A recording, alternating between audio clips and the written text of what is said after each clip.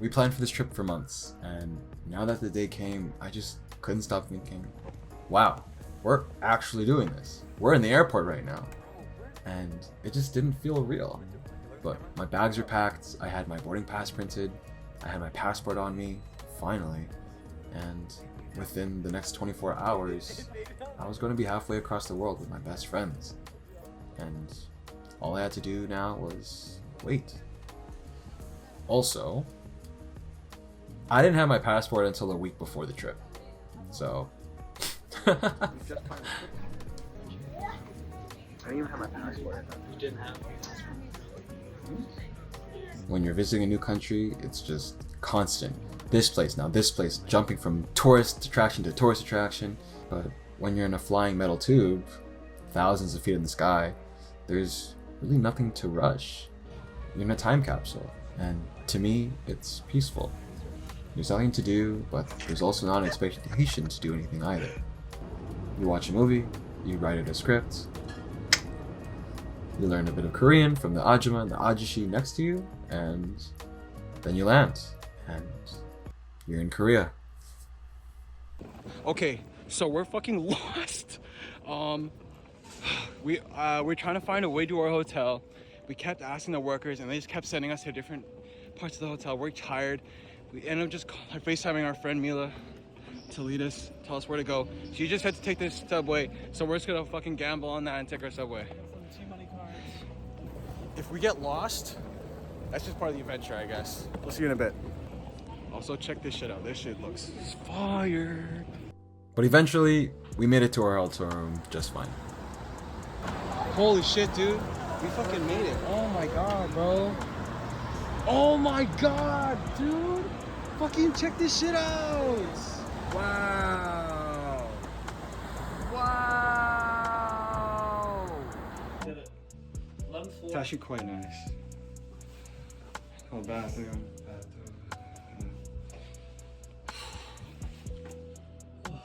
Yo, time to get some eats.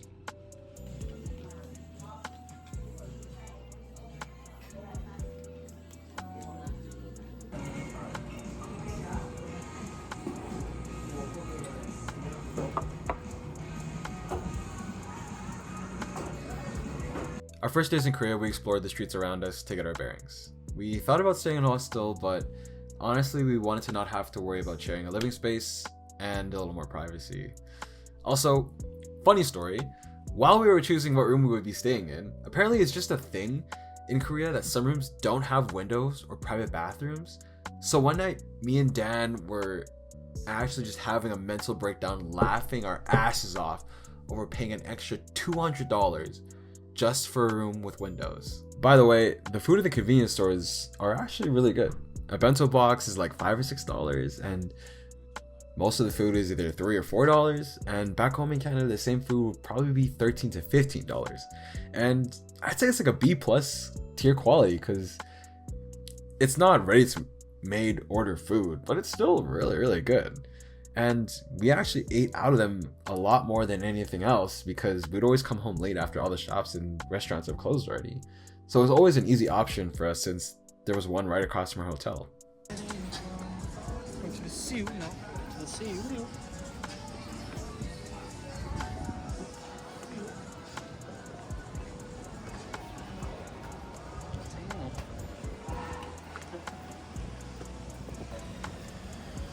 It's downstairs too.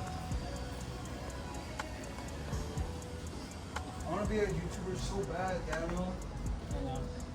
Me too. We have to fake it till we make it. We have to just pretend we are until we're not. Yeah, that's fair. Cool.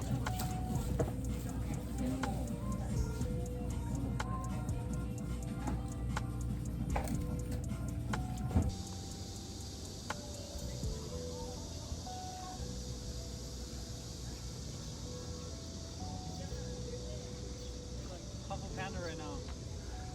Stairs.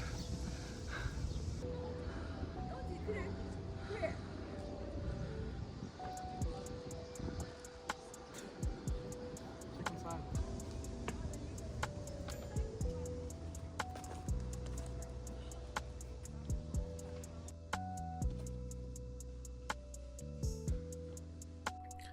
And during our exploration of the city, we found out that Korea is beautiful. We would constantly see a park, a cool building, or a street full of people and food and follow it, just like side quest markers. And I also keep the itinerary pretty vague on purpose, so it looked more like a shopping list than a time schedule, so that if anything came up and piqued our interest, it wouldn't be a problem if we got sidetracked. But there were some things that we for sure planned on doing, and one of those things was to play basketball with the locals in a really cool park. One of the first things we wanted to do in Korea was play basketball, because I know they had a lot of cool outdoor courts, and I really enjoy playing basketball around the world. It makes me feel kind of like an NBA player, but not really.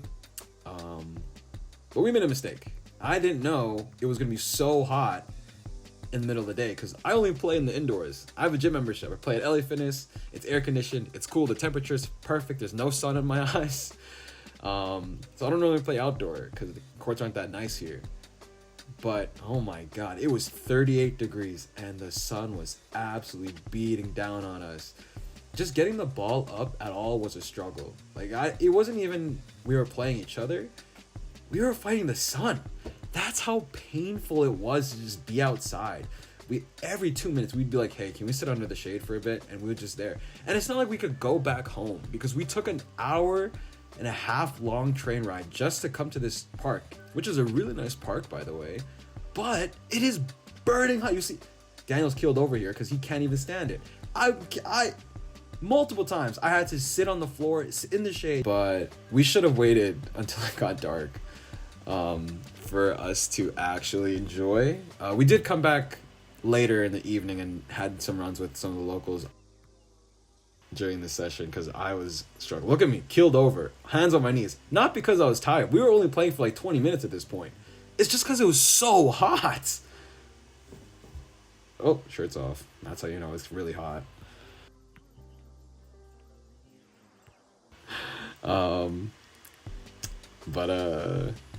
Bank again.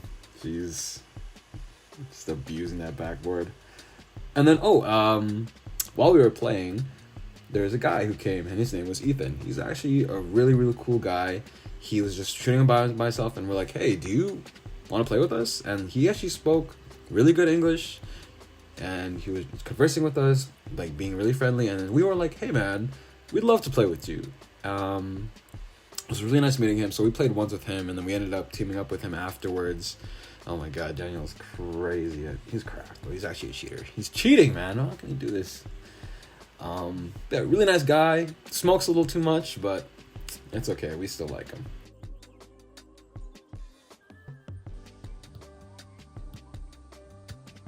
Come on, Ethan. At least make him work for it. Jeez. And here I come, all shirtless and wet. Who does this guy think he is? Oh, if he made that, I don't know what I would have done if he made that. But he makes this. So, I don't know what to tell you. That was actually pretty vile, I'm not gonna lie. He actually got open on that. I don't know. I did not get that. I don't know. I think Daniel let me blow by him on that one. It looked kind of stupid. Little step here.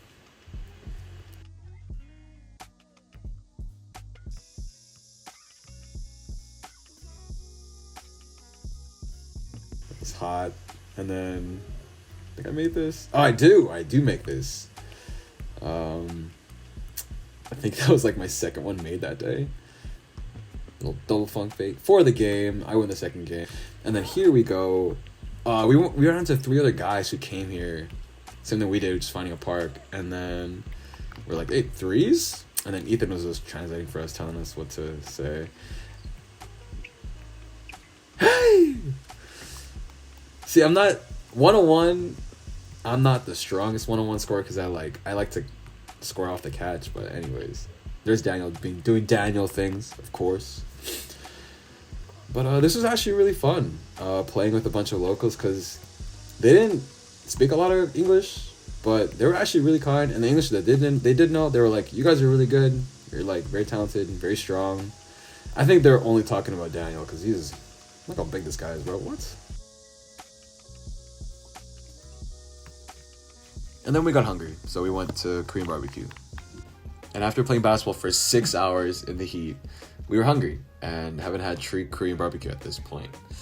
So Ethan, a real one, took us to a good spot nearby, ordered for us, practically just said, "Shut up and eat," got us drunk. You can hear him stirring the soju and the beer together. And then even after that, we played more basketball. Thank you, Ethan. You were very cool and made our trip very fun that day. Oh, Ethan, do you want to wave to the camera for our video? And speaking about friends, our friend Mila, who was already there in Korea and actually low-key kind of pseudo-science inceptioned us, our brains, into coming to Korea because she was already there for an exchange trip, showed us around Hongdae. Oh, I spent like $500 yesterday. By the way. Already? Oh yeah, he's fine. We got food, we got malatang. It was actually really, really good. And then we went to a photo booth after and took photos.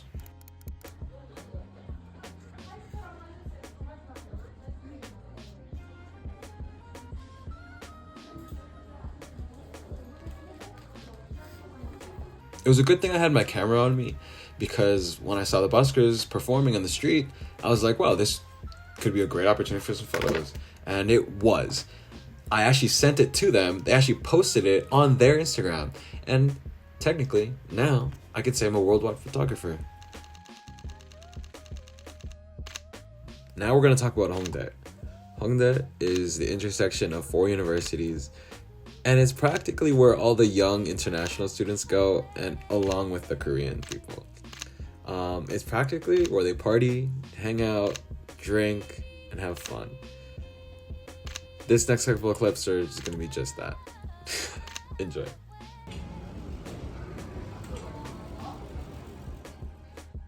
And that is actually going to be end of part 1 of 2 for this trip to Korea series. There's so much I left out so far that will be in the next video, I promise. So please subscribe to see that when it releases. Thanks, guys.